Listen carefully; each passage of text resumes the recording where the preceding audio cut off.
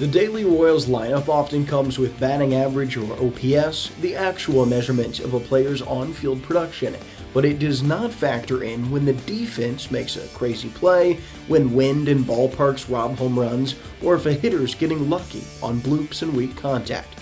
Baseball Savant does try to factor that in.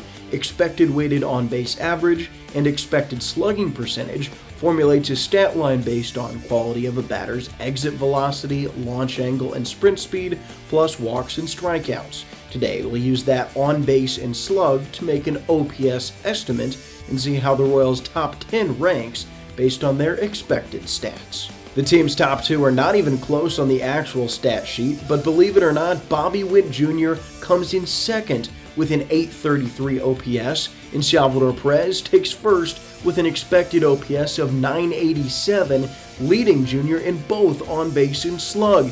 Now, Witt's still been great with an expected average of .312, and this does not count his fielding value, which ranks in the 96th percentile.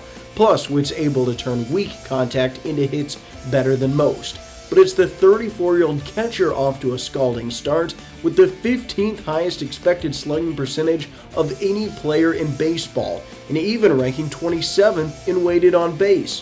If this seems crazy to you, that's because Salvy's been literally the most unlucky hitter in this sport so far in both slug and on base, with his quality of contact ranking him in MLB's 92nd and 94th percentiles. And get this, his chase rate and whiff rate are actually at a better point now than any of the past 4 seasons, with Salvy chasing less than any season since 2015. Now, it's still in the 5th percentile, which is really bad, but does go against the narrative that he's chasing more. Michael Garcia comes in third at .790 with a nice balance of a .349 on base and .441 slug, both career highs, especially in slug for the 25-year-old.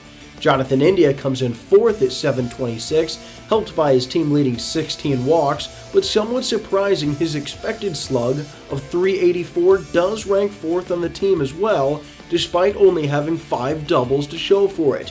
Drew Waters and Mark Canha follow in 5th and 6th, though in smaller sample sizes, with both seeing a little luck fall their way, but still good standing for 2 players not originally in the team's plans.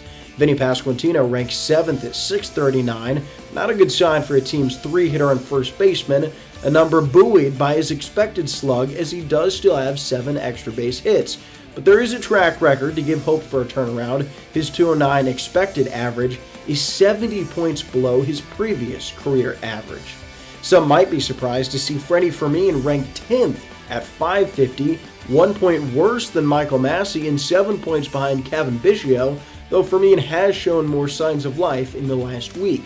And finally, Kyle Isbell, MJ Melendez, and Hunter Renfroe do not crack the top 10, with Isbell actually ranking dead last at .452, a sign he's been a bit lucky, but still his real value comes through defense and bunting. All credit to Baseball Savant on all these numbers. Check it out, Royals fans, if you want to be smarter than the box score.